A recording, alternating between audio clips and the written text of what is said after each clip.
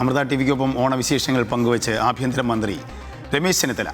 ഇത്തവണ തൂഫാൻ ഓണമാണെന്നും ലഹരിക്കടത്ത് തടയുന്നതിന് പ്രത്യേക തയ്യാറെടുപ്പുകൾ നടത്തിയിരുന്നതായും അദ്ദേഹം പറഞ്ഞു. കാലം മാറിയാലും ഓണം എപ്പോഴും പഴമയുടെ സൗന്ദര്യം നിറഞ്ഞതാണെന്നും രമേശ് ചെന്നിത്തല അമൃത ന്യൂസിനോട് പറഞ്ഞു.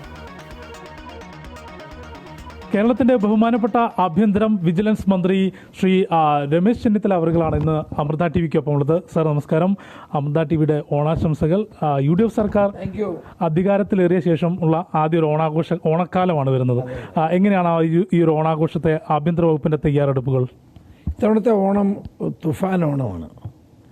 എല്ലായിടത്തും ജനങ്ങൾ ആവേശപൂർവ്വം ഓണം ആഘോഷിക്കുമ്പോൾ ലഹരി വേണ്ട എന്ന് പറഞ്ഞുകൊണ്ടുള്ള ഓണം ആഘോഷിക്കണമെന്നാണ് എൻ്റെ അഭ്യർത്ഥന. ലഹരി ഒന്നിനും പരിഹാരമല്ല. നമ്മുടെ ശരീരത്തെയും മനസ്സിനെയും ഒരുപോലെ തകർക്കുന്ന ഈ മയക്കുമരുന്നിൻ്റെ കയ്യിൽ നിന്ന് കേരളത്തെ രക്ഷിക്കാൻ ഗവൺമെൻറ് നടത്തുന്ന പരിശ്രമങ്ങളോടൊപ്പം ഒരുമിച്ച് നിന്ന് ഈ തവണത്തെ ഓണം നന്നാക്കണം, നല്ല രീതിയിൽ ആഘോഷിക്കണം എന്നാണ് എൻ്റെ അഭിപ്രായം. ഓണമെന്ന് പറഞ്ഞാൽ നമ്മുടെ എല്ലാവരുടെയും മനസ്സിൽ ഒത്തിരി ഓർമ്മകൾ ഉള്ള ഒന്നാണ്. കുട്ടിക്കാലത്തെ ഓർമ്മകൾ, നമ്മൾ ആഘോഷിച്ച ആ പഴയകാലത്തെ ഓണത്തിൻ്റെ മധുര സ്മരണകൾ, ഇതെല്ലാം അയവിറക്കിക്കൊണ്ടാണ് ഇപ്പോഴും നമ്മൾ ഓണം ആഘോഷിക്കുന്നത്. പഴയതുപോലുള്ള ഓണാഘോഷത്തിനേക്കാൾ ഇന്ന് കൂടുതൽ ഓണാഘോഷങ്ങളുണ്ട്. പക്ഷേ വ്യത്യസ്തമാണെന്നേ ഉള്ളൂ. പണ്ടൊക്കെ 2 മാസം മുമ്പ് ഓണത്തിനുള്ള തയ്യാറെടുപ്പ് ആരംഭിക്കും.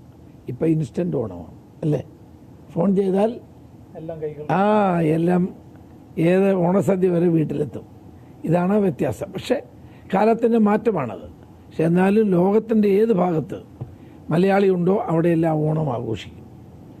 സാറ് പറഞ്ഞു തുടങ്ങിയിടത്തു നിന്ന് അടുത്തൊരു ചോദ്യം ചോദിക്കുകയാണ്. ഈ തൂഫാൻ കഴിഞ്ഞൊരു കുറച്ച് സമയത്തിനുള്ളിൽ തന്നെ വലിയ ഫലം കണ്ടെത്തി. പ്രത്യേകിച്ച് ഈ ഓണക്കാലം അല്ലെങ്കിൽ ഉത്സവകാലങ്ങളിൽ ഇത്തരത്തിലുള്ള ലഹരിക്കടത്ത്, ലഹരിയുടെ ഉപയോഗം, അത് മദ്യം മുതൽ ഏറ്റവും അപകടകരമായിട്ടുള്ള സിന്തറ്റിക് ഡ്രഗ്സ് വരെയുള്ളതിൻ്റെ കടത്ത് വളരെ വ്യാപകമാകും. അത് നിയന്ത്രിക്കുന്നതിന്, തടയുന്നതിന് എന്തെല്ലാം പ്രത്യേക സജ്ജീകരണങ്ങൾ പദ്ധതി ഒരുക്കിയിട്ടുണ്ട്? അതാണ് ഓപ്പറേഷൻ തുഫാൻ. നമ്മൾ ശക്തമായി തന്നെ അനധികൃതമായ മയക്കുമരുന്ന് വ്യാപനം, ഉപയോഗം എന്നിവ തടയാനാണ് ഈ പദ്ധതി. ഇത് ജനങ്ങളുടെ പിന്തുണയോടെയാണ് ഈ പദ്ധതി നടപ്പാക്കുന്നത്.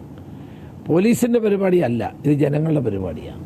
കാരണം ഈ രാസലഹരിയിലൂടെ തകർന്നു പോകുന്ന ജീവിതങ്ങൾ, ആ ജീവിതങ്ങളെ രക്ഷിക്കാൻ നമുക്ക് ഉത്തരവാദിത്വമുണ്ട്.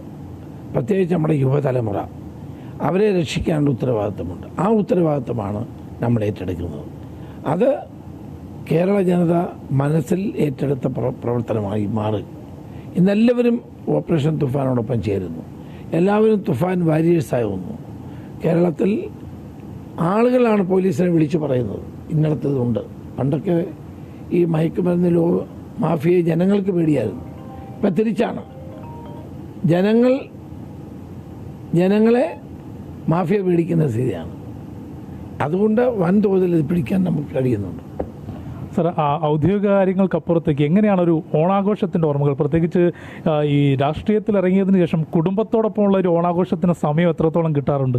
തീർച്ചയായിട്ടും ഓണം എന്ന് പറയുമ്പോൾ നമ്മളെല്ലാവരും വീട്ടിൽ ആഘോഷിക്കുന്നതല്ലേ. അപ്പോൾ നമ്മളെല്ലാവരും ചേർന്ന് ഓണം ആഘോഷിക്കും. ഇത്തവണത്തെ എനിക്കൊരു നഷ്ടമുള്ളത് അമ്മ ഇല്ല എന്നുള്ളതാണ്.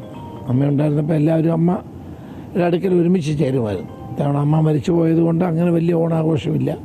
എന്നാലും ആ അമ്മയെ സ്മരിച്ചുകൊണ്ടുള്ള ഒരു ഓണ സദ്യയും മറ്റുമൊക്കെ ഉണ്ട്. ഒരു പഴയ കാലത്തെ ഓണാഘോഷത്തിൻ്റെ ഓർമ്മകളും ഈ ഒരു പുതിയ നൂറ്റാണ്ടിൽ അല്ലെങ്കിൽ ഒരു പുതിയ അത്യാധുനിക യുഗമാണ്. എല്ലാം സാറ് നേരത്തെ പറഞ്ഞതുപോലെ എല്ലാം കൈപ്പിടിയിലേക്ക് ഒരു ഫോൺ കോളിൽ അല്ലെങ്കിൽ ഒരു ഇൻ്റർനെറ്റിൽ നമുക്ക് കൈപ്പിടിയിലെത്തും.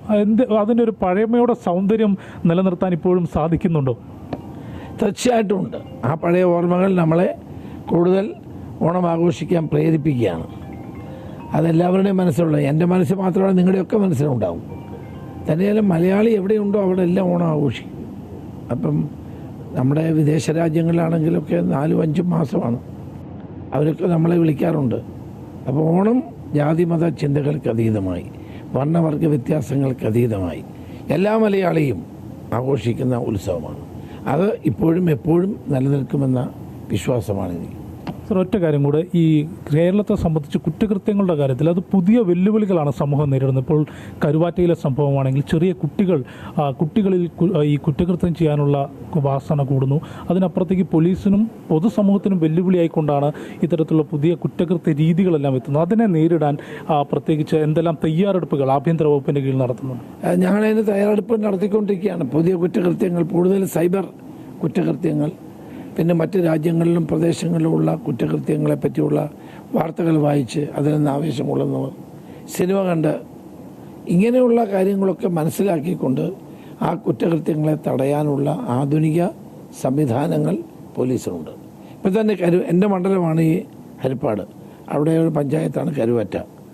സംഭവം ഉണ്ടായി 24 മണിക്കൂറിനുള്ളിൽ പോലീസ് പിടിച്ചില്ലേ? അത് ആദ്യം മുതൽ തന്നെ ഞാൻ അതിൻ്റെ പിന്നാലെ ഉണ്ടായിരുന്നു. എത്രയും പെട്ടെന്ന് പിടിക്കണം. SP, DIG എല്ലാവരും അവിടെ തന്നെ ഉണ്ടായിരുന്നു. പെട്ടെന്ന് നമ്മൾ പിടിച്ചു. കൃത്യമായി അതിൻ്റെ കാരണങ്ങളിലേക്ക് എത്തി ആളുകളെ അറസ്റ്റ് ചെയ്തു. അപ്പോൾ പോലീസ് ആ കാര്യത്തിൽ സമർത്ഥമായി ചെയ്തു. ഞാൻ അവരെ അഭിനന്ദിക്കുകയാണ്. Thank you so much. ആഭ്യന്തര വകുപ്പിൻ്റെ പ്രവർത്തനങ്ങളെക്കുറിച്ചും ഒപ്പം ഓണവിശേഷങ്ങളുമാണ് ബഹുമാനപ്പെട്ട ആഭ്യന്തരമന്ത്രി രമേശ് ചെന്നിത്തല പങ്കുവച്ചത്.